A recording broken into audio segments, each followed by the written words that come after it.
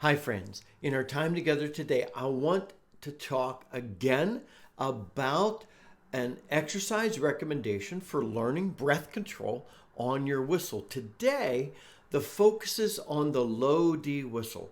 At the end of last week, just a couple videos ago, and I'll stick a link at the top, I introduced a video with the same recommendation using your high D whistle. A couple different high D whistles. Today, the example is on 3 low D whistles, because as you play your whistle, sometimes you're not really paying attention to what it takes to play the whistle well. But if you take like 2 to 3 of your low D whistles, and I'm assuming that more than 50% of us have more than one low D whistle. And if you don't, just pay more attention as you're playing your low D. But see, what you're doing is if you play a different whistle, as you play that whistle, it's requiring you to do something different to play it well than another whistle wants you to do to play it well. As we've said in the past, you have to become friends with your whistle and learn how it wants to be played. And that requires us to learn breath control, not just from one whistle to the next, but breath control for the lower octave, breath control for the upper octave, actually breath control to try and figure out what makes each note sing as the whistle wants to. And so it's a very long learning experience. You need to be patient with yourself, and you need to take time in going through that process.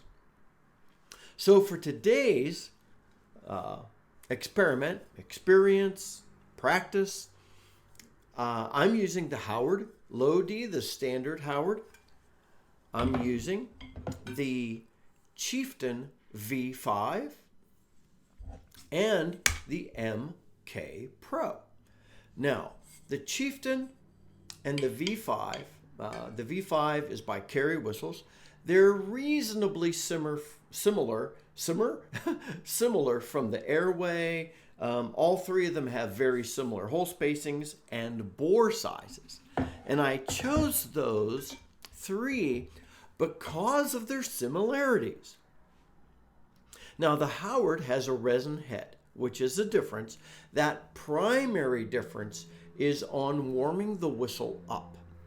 So otherwise, these 3 whistles are each leaning to the warm end to varying degrees, and each require you to learn to play them in the second octave to varying degrees. But don't think that that doesn't mean you don't need to learn to play it in the first octave. So anyway,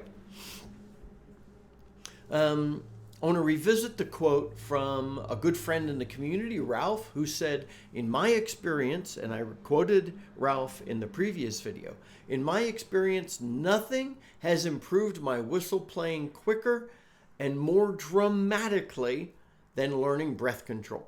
And that's what this exercise is intended to do. And I am convinced that if you do it well, that it will help you down that path. So what we're going to do, I'm going to play a scale on each of these 3 whistles that in many ways look very similar, but you have to learn to play each of them. You have to do different things with breath control to learn to play them well.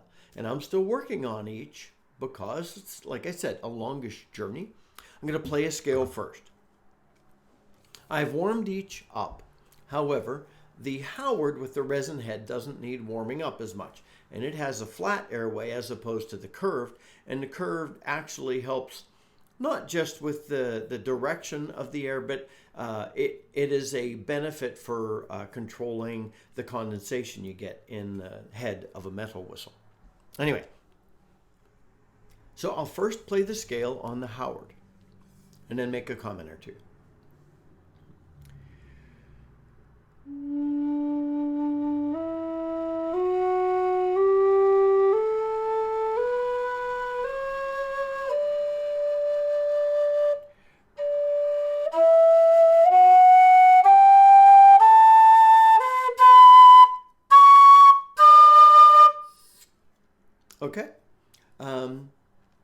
yes, you can play all the way up to the third octave D, but as you're in the second octave, you need to pay more attention to your breath control when you get around the F sharp.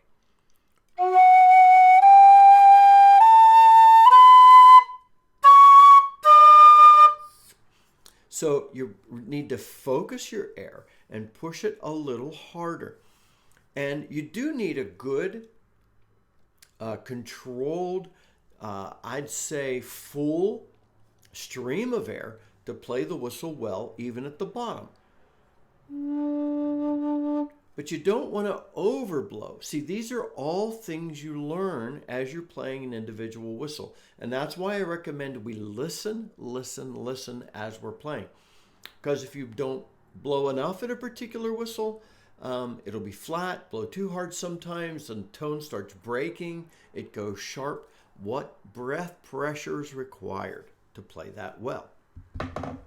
Now, moving to the Carry Chieftain V5, the scale as well.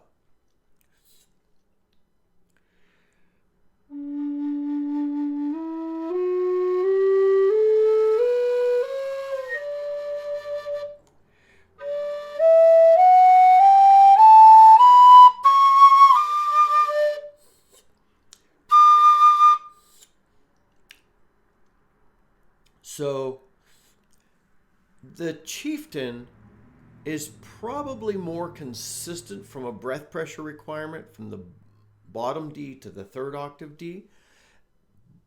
But as you're moving into the second octave, you really do need to learn to begin focusing your breath pressure, that breath requirement, and pushing a little bit more, but not pushing too much. This is a learned skill that takes a little bit of time. Starting on the F sharp again.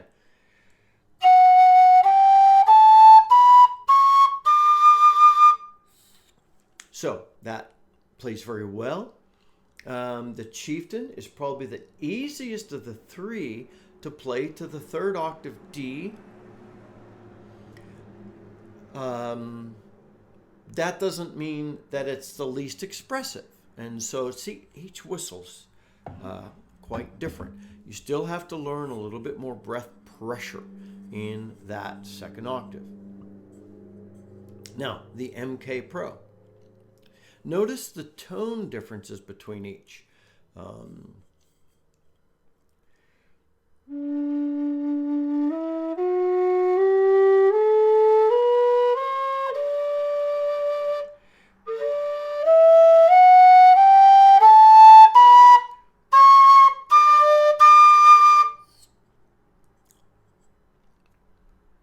The MKPro, more similar to the Howard than the Chieftain, requires a more focused, stronger stream of air from around the E to the F sharp. Starting on the F sharp.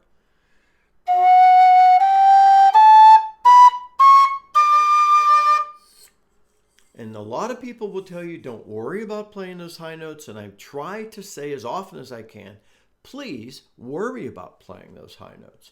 If you want to play the full expression of your instrument, you need to be able to play it from the first octave D to the third octave D. And you need to be able to play it reasonably well, which means that we are required to learn the breath pressure for each note. But as I'm playing these three different whistles, I'm finding the experience different. To pick up, I'm going to play the second octave A on the MKPro. Okay, I'm going to pick up the Chieftain and do the same.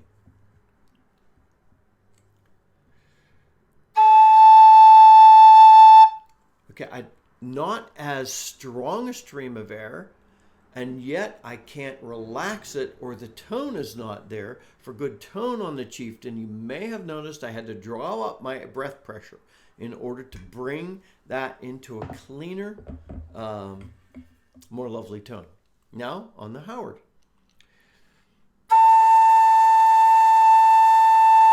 It's probably easier for me to hit that cleanly on the Howard because I've spent many, many, many more hours playing the Howard.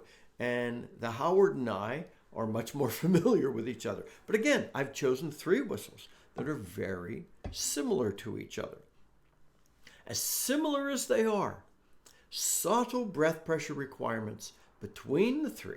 I hope you have more than one low D whistle to try this out. If you don't have more than one low D whistle, try this exercise on a medium key whistle or a high key whistle and your low whistle. If you have even just 2 whistles, just different keys, this will help you discern breath pressure differences. Now, in the last video, I played After the Battle of Aughrim on all 3 whistles, and I'm going to do that on these 3. And just very brief comments, because as much as this is an exercise for us to learn breath requirements, it's also a comparative video on what the 3 whistles sound like and how they respond. I was thinking I'd do a different tune than After the Battle of Aughrim, but it's such a beautiful tune for going, you play the low E, you play it a slower, more emotive tune, and you play up to the high B. So it's got a great range, it's got good emotion. I won't play the repeats, so that's why I feel like this was the perfect tune for this experience for me to do. All right, before I play After the Battle of Aughrim, just a few comments. The Howard is probably the most moderate, middle of the road, balanced, I'm not sure, between the 3 in the tone quality. I'm using the balanced head, so I guess that's a good description for it. Not really chiffy, not fuzzy, a cleaner tone. Middle of the road between the 3 in volume. Has the resin head, so less likely to clog. The Chieftain V5 by Carrier Whistles. And I'll put links to each of these whistles in the notes. This is probably the quietest of the 3. Metal head, so you've got some condensation, so you have to warm it up.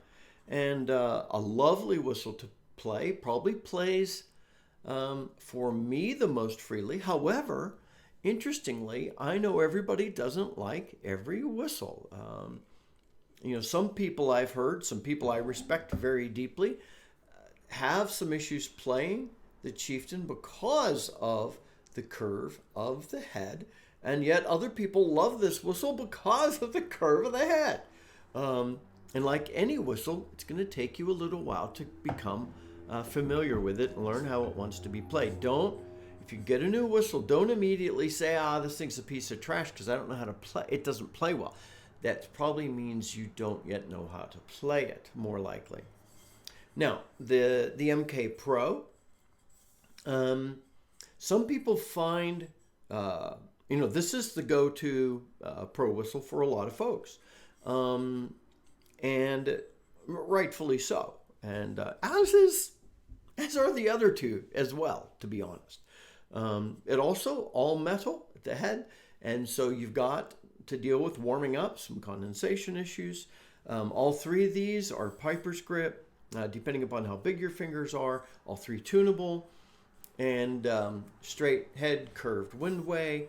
And some people have a little more trouble learning to play the top half of the second octave on the MKPro. But again, learn. Devote the time. The biggest challenge people have with the MKPro is holding it. And so I've had a video on making your own thumb rest, and I should do a short on this. MKPro recently released a thumb rest for this puppy. So the MK Whistle folks did. So I think that's pretty cool. Yeah, I better do a short on that. So everybody likes these for different reasons. So I guess that's why this works as a good tone comparison too, and description. But it's by playing all 3 of them that I'm helping myself learn to play each better. And you may be asking, Scott, why didn't you include other whistles? You know, you recently got the carbony. Well, I'm trying to do things that are really in a very similar niche. And yes, there are other whistles fit into this niche as well, but I chose these three. So, that's why. So, running quickly through after the Battle of Aughrim on each. The Howard first.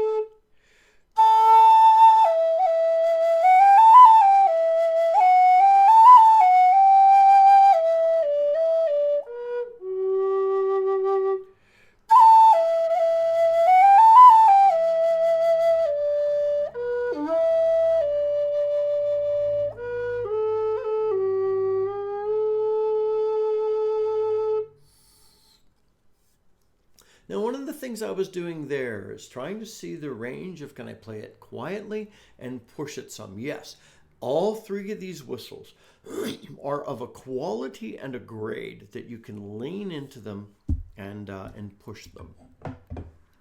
So again, playing that, now after playing that, if I move straight to playing the Chieftain and then straight to playing the MKPro, that's going to talk to my brain and my breath about how I need to adjust my breath to play each well, especially if I work on some of the dynamics in playing it, the Chieftain.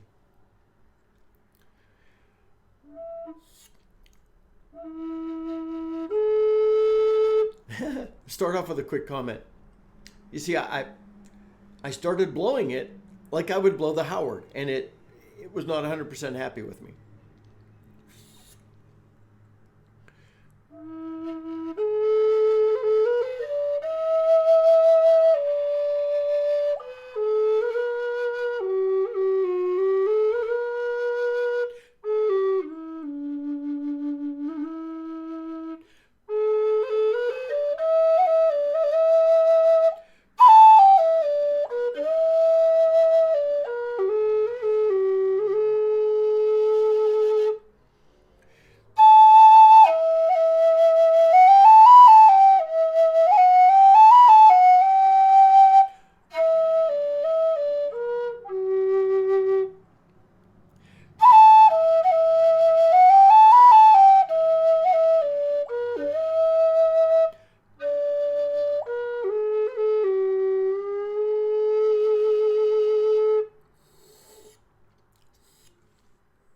And yes, I'm noticing I have to play it a little differently from a breath control, breath pressure requirement standpoint. That is so fascinating and so helpful for me to discern what I need to do to play each well.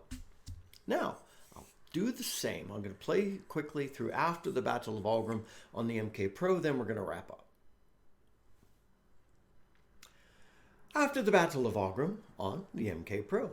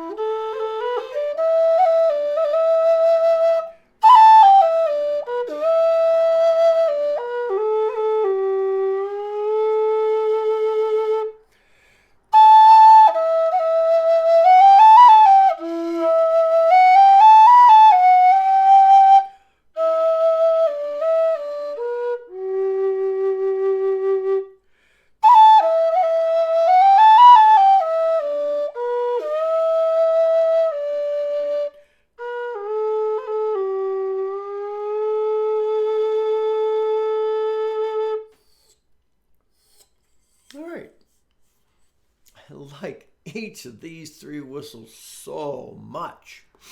Though the Chieftain is Jonathan's, our good friend Jonathan, and I need to get it back to him, which I'll do at Christmas when we're together. One other interesting experiment with your whistles as you're experimenting with breath pressure: drop your jaw and like a full mouth of air.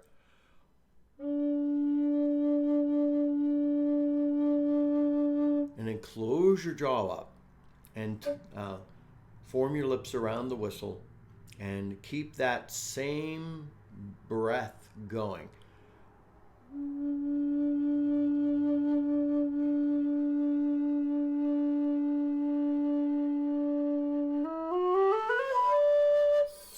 Some people find that helps them discern how to catch that. You can do it with that wide open mouth.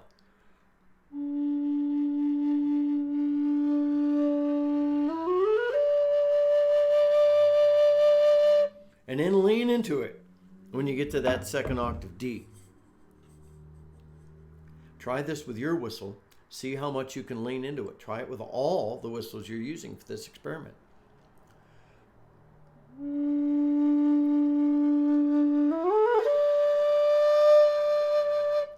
See, I pushed a little too hard. It went a little sharp on me. All these things help you learn. So take 2 to 3 of your low D whistles. If you don't have 2 to 3 low D whistles, pick a couple whistles that you have. I hope you have more than one low D whistle for this experiment, because many of us, in search for the perfect low D whistle, have purchased more than one, right? So go through this, and it will help you distinguish one whistle from another as you're playing them side by side, and what it takes to play each well. And remember, it takes time to learn the breath pressure requirements for each, to learn how to play into that second half of the second octave. And I encourage you, press in, push in, do what it takes to get there, and you will be rewarded by your whistle, my friends. So, and I hope this also provides you a comparison between the Howard, the Chieftain V5, and the MKPro. Until next time, this is Scott Shade. Happy whistling, my friends.